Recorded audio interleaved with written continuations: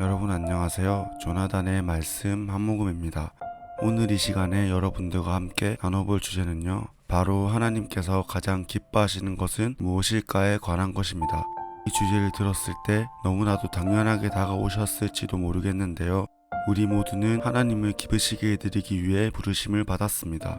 우리가 하나님을 모를 때 흑암의 권세 아래에 놓여 세상 가운데서 소망 없이 살아갈 때 하나님께서는 우리 각자에게 다양한 방식으로 찾아오셔서 삶을 만져주셨습니다. 주님의 놀라운 권능 가운데 주저앉아 울기도 하고, 말씀의 빛 가운데 회개의 눈물과 함께 마음을 찢기도 하고, 성령 하나님의 터치하심으로 평생 앓고 있던 상처들이 치유되는 구원의 기쁨을 누리기도 하는 등, 우리는 우리 각자의 상황에 맞게 가장 좋은 방법으로 만나주시는 좋으신 하나님을 경험하였습니다. 이 놀라운 사랑과 은혜를 주신 선하신 하나님을 경험한 후 우리는 주님 앞에서 나의 모든 것을 바치겠다, 주님이 주인 되신 삶을 살겠다고 구원의 기쁨이 충만한 마음으로 기도했을 것입니다. 그리고 지금까지 신앙생활을 해오면서 어떻게 하면 하나님을 조금이라도 더 기쁘게 해드릴 수 있을까를 끊임없이 고민하고 또 고민해 오셨을 것입니다. 그렇다면 하나님께서 가장 기뻐하시는 것은 무엇일까요? 놀랍게도 우리가 끊임없이 해왔던, 지금도 하고 있는 이 고민을 믿음의 선진 중 한 명인 선지자 미가도 똑같이 하고 있는 것을 우리는 성경에서 볼 수 있습니다. 미가 6장 7절에서 미가는 이렇게 고민하고 있습니다. 미가 6장 7절입니다. 여호와께서 천천의 수양이나 만만의 강수 같은 기름을 기뻐하실까? 내 허물을 위하여 내 맏아들을, 내 영혼의 죄를 위하여 내 몸의 열매를 드릴까? 이것은 놀라운 고백입니다. 천천의 수양과 만만의 강수는 구약시대 당시 드릴 수 있는 최고의 제물에 대한 표현입니다. 지금으로 치면 집과 땅 문서, 나의 전재산을 드릴까 아닐까요? 또 미가는 여호와께 아들 중 가장 귀한 맏아들과 내 몸의 열매까지도 드릴 수 있다고 말하고 있는 것입니다.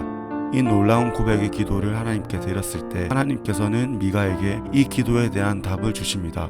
미가 6장 8절입니다. 사람아, 주께서 선한 것이 무엇임을 내게 보이셨나니 여호와께서 내게 구하시는 것은 오직 정의를 행하며 인자를 사랑하며 겸손하게 내 하나님과 함께 행하는 이것이 아니냐.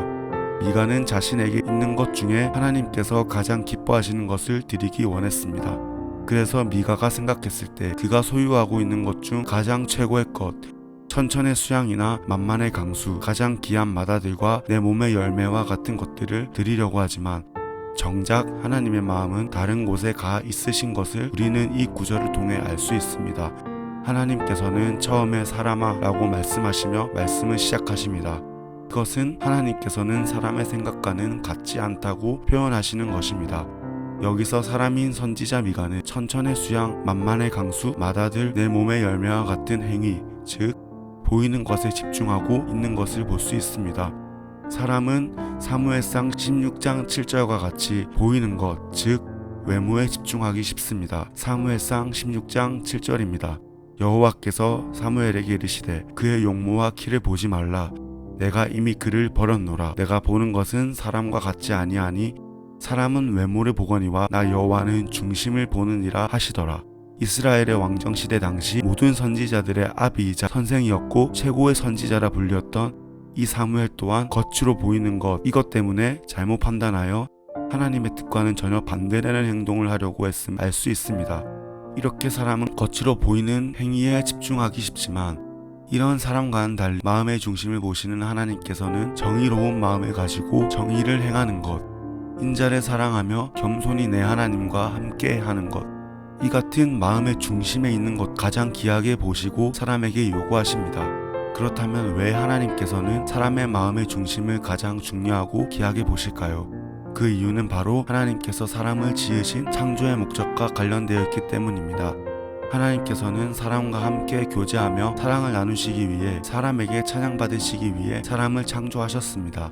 하나님께서 사람과 함께 사랑을 나누며 교제하고 찬양을 받으시기 위해서는 사람에게 자유의지가 포함된 주님만을 바라볼 수 있는 청결한 마음이 필요합니다. 즉 하나님께서 사람을 자유의지 없는 로봇으로 지으셨다면 한 인격체로서 주님과 대화하며 사랑하고 교제할 수 없고, 자유의지가 있다고 해도 그분만을 바라볼 수 있는 청결한 마음이 없다면 하나님을 찬양할 수 없을 것입니다. 하나님께서는 이러한 청결한 마음의 중심을 통해 사람과 교제하기 원하십니다. 하나님께서는 이 교제를 너무나도 기뻐하신 나머지 우리를 시기하기까지 사모하신다고 하셨고, 우상들을 끔찍이도 싫어하셨으며 나의 모든 것을 줄 테니 너의 모든 것을 달라 라고 하셨고, 우리가 예수님의 소유된 것 같이 예수님 또한 우리의 소유로 주시겠다 라고 말씀하시고 계셨습니다. 이것은 정말 놀라운 사실입니다. 사람을 지으신 창조주가 얼마나 그 교제를 사모하셨는지 피조물인 인간의 소유가 되겠다고 그분이 직접 선포하신 것입니다. 더욱 사실감 있게 예를 들어보겠습니다. 저의 소유인 지우개가 있다고 했을 때 조나단의 지우개라고 이야기하지 지우개의 조나단이라고 이야기하지 않습니다. 지우개의 조나단은 어감부터가 이상할 뿐 아니라 말이 되지 않는 단어이기 때문입니다. 앞이 소유주이고 뒤가 소유물인데 제가 지우개의 소유물이 될 수 없기 때문입니다. 하지만 하나님께서는 스스로가 아브라함의 하나님, 이삭의 하나님, 야곱의 하나님이라고 말씀하시는 것을 이상하게 생각하지 않으시고 오히려 그렇게 불리시는 것을 너무나도 기뻐하셨습니다. 이렇게 아버지 하나님께서 사람과의 교제를 너무나 사모하셔서 사람을 열렬히 사랑하시는 그 마음으로 사람의 마음의 중심에 그분의 모든 관심사를 고정시키셨기 때문에 그분의 모든 사역 또한 그곳에 있었습니다. 하나님께서 너무나도 기뻐하셨던 아담이 하나님과의 사랑의 교제를 거부하고 선악과를 따먹고 청결한 마음을 잃어버렸을 때 그분께서 그분과의 교제를 회복시키시기 위해 말씀이신 외아들 예수 그리스도를 메시아로 보내시기로 작정하십니다. 아버지 하나님께서는 말라기 4장 6절에 예수님께서 메시아로서 땅에 오셔서 하실 사역을 미리 계시하십니다. 말라기 4장 6절입니다. 그가 아비의 마음을 자녀에게로 돌이키게 하고 자녀들의 마음을 그들의 아비에게로 돌이키게 하리라. 아버지의 기쁘신 뜻, 즉 청결한 마음으로 하나님과 교제하는 것을 이루시기 위해 오신 예수님께서는 십자가에 못 박혀 죽으심으로 우리의 죄를 용서하시고 우리를 온전하게 하시기 위해 메시아가 오기까지 몽학선생 역할을 하던 율법을 산상수훈을 통해 완전하게 완성시키십니다. 마태복음 5장 17절입니다. 내가 율법이나 선지자를 폐하러 온 줄로 생각하지 말라. 폐하러 온 것이 아니요 완전하게 하려 함이라. 예수님은 산상수훈 말씀에서 간음하지 말라라는 율법을 마음에 음욕을 품고 여자를 보는 자마다 이미 가름했다는 말씀을 통해 완전하게 완성시키십니다. 또한 살인하지 말라라는 율법을 마음의 형제를 미워하는 자마다 살인하는 자이다. 형제에게 노하는 자마다 심판을 받게 되고 나가라 하는 자마다 지옥불에 가게 되리라 라고 완성시키셨습니다. 또 더 나아가 사도 바울은 내가 내게 있는 모든 것으로 구제하고 또 내 몸을 불사르게 내어줄지라도 사랑이 없으면 내게 아무 유익이 없다 라고 말합니다. 예수님께서 이 땅에 오셔서 하셨던 율법을 완성시킨 사역은 바로 겉 외모뿐 아니라 속인 마음까지 정결하게 하는 것이고, 이것은 마음이 청결한 자 복이 있나니 하나님을 볼 것이요 라고 말씀하셨던 것 같이 아버지 하나님께서 모세와 대면하여 본 것처럼 우리도 그와 같이 교제하기 원하시는 아버지의 갈망에서 비롯된 것이었습니다. 한 번은 제가 말씀을 듣고 있는데 성령님께서 다가오셔서 말씀하신 적이 있습니다. 제가 그때 듣고 있었던 말씀은 모세와 이스라엘 백성들이 아버지 하나님께로부터 십계명을 받기 위해 시내산으로 부르심을 받았던 출애굽기 19장과 20장 말씀이었습니다. 출애굽기 19장에서 하나님께서는 모세와 이스라엘 백성들을 만나시기 위해 하늘문을 짓고 시내산으로 영광 가운데 현현하십니다. 이 영광의 현현은 우리 보이는 물질 세계와 하나님의 보이지 않는 영의 세계가 만나는 과정에서 이 두 세계가 충돌을 일으켰고, 이 충돌로 인해 엄청난 우레와 번개가 일어났고 천국의 나팔 소리와 하나님의 영광의 현현을 상징하는 빽빽한 구름과 안개가 자욱히 끼었습니다. 그리고 그것을 본 이스라엘 백성들은 그분이 하늘을 찢고 임하신 영광의 현현을 감당하지 못하여 두려워하고 있었고, 감당하지 못할 것을 아신 하나님께서는 모세에게 이스라엘 백성들은 올라오지 못하게 하도록 지시하십니다. 어느 날 이 구절을 들었을 때 성령 하나님께서 저에게 이렇게 감동 가운데 말씀하셨습니다. 나의 본 마음은 여기 있는 모든 이스라엘 백성들이 함께 여호와의 산을 오르는 것이었다. 저는 순간 충격을 받았습니다. 하나님께서 모세와 이스라엘 백성에게 직접 올라오지 마라 라고 말씀하셨기 때문에 당연히 모세와 아론만이 시내산을 오르는 것이 하나님의 기쁘신 뜻이라고 생각했기 때문입니다. 하지만 성령 하나님께서 주셨던 감동은 조금 다른 것이었습니다. 하나님께서는 하늘문을 짓고 현세의 영광으로 현현하는 그 순간을 모든 이스라엘 백성들과 함께하길 원하셨던 것 같습니다. 이 영광의 순간은 흔한 것이 아니었습니다. 하나님께서는 옛날 구약시대부터 사람과 만나고 교제하기 위해 항상 몸을 가지고 이 땅에 내려오셨습니다. 소돔의 멸망과 이삭의 탄생을 알리러 아브라함에게 왔던 천사도 사람의 몸의 형태를 가진 천사였고, 야곱과 씨름을 했던 천사 또한 이러한 천사였습니다.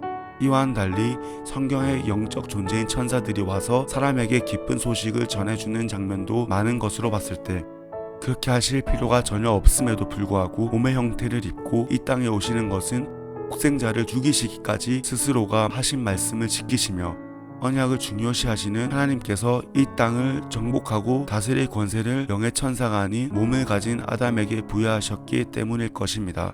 하나님께서 사람의 몸이 아니라 당신의 본연인 모습 그대로 스스로 하늘문을 짓고 이 땅에 임하시는 장면은 제가 생각했을 때 새하늘과 새 땅이 내려오는 천년왕국 말고는 유일하게 볼 수 있는 장면이 아닐까 생각합니다. 천년왕국 또한 영의 세계가 이 땅에 내려올 때 물질 세계와 충돌하게 될 것이고, 그때는 우레와 번개에서 끝나지 않고 모든 물질 세계가 불에 타 없어질 것입니다. 이처럼 신의 산에서 엄청난 우레와 번개를 동반하며 아버지 하나님께서 이 땅에 임하신 이 흔치 않는 장면에서 아버지 하나님께서는 이스라엘 백성들과 너무나도 교제하고 싶으셨고, 모든 이스라엘 백성들이 여호와의 산에 오르시기를 바라셨습니다. 하나님께서 이스라엘 백성들에게 산을 오르지 마라라고 막으신 것은 금지가 아니라 사랑이셨습니다. 이것으로 인해 저와 같은 오해를 한 미리암과 아론은 산을 오르지 못하도록 막으신 것을 하나님의 사랑이 아니라 모세를 향한 편애로 착각했기 때문에 찬양하고 감사하는 것이 아닌 모세를 향해 너만 하나님 음성을 듣냐, 나도 듣는다 라고 질투심으로 이어진 것입니다. 이렇게 모든 백성들이 여호와의 산을 오르기를 너무나도 갈망하셨던 하나님께서는 독생자이신 예수님을 통해 그 뜻을 이루셨습니다. 예수님께서는 하나님과 우리 사이에 막힌 담을 어시고 아버지께로 갈 수 있는 길이 되셨습니다. 이로 인해 우리는 길 대신 예수님을 통해 모든 사람이 여호와의 산에 오를 수 있게 되었습니다. 제가 좋아하는 찬송가 중 하나인 시온의 영광에 빛나는 아침이라는 찬송가가 있습니다.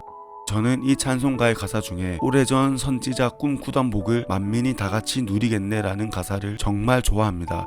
전 이 가사를 부를 때마다 감격에 잠기곤 합니다. 아담이 선악과를 따먹고 우리에게 재성이 들어와 하나님께서 선택한 자 외에 오를 수 없었던 여호와의 산을 구약시대 때와는 달리 그분의 깊으신 뜻대로 예정하신 그리스도 예수 안에서 여호와의 산을 오르며 주님께 더 가까이 나아갈 수 있는 이 복을 만민이 함께 누리는 것입니다.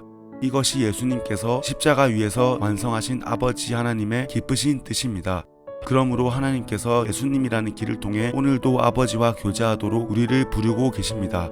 하나님께서는 그분과 교제하기 위해 우리를 거룩한 산 제물이 되어라 라고 요청하고 계십니다. 거룩한 산 제물이 되어 이 세상을 본받지 말고 오직 마음을 새롭게 함으로 변화를 받아 하나님의 선하시고 기쁘시고 온전하신 뜻이 무엇인지 알고 분별하라 말씀하고 계십니다. 하나님과 교제하기 위해 오늘을 투자한다면 주 안에서 더 좋은 내일이 있을 것임을 확신합니다.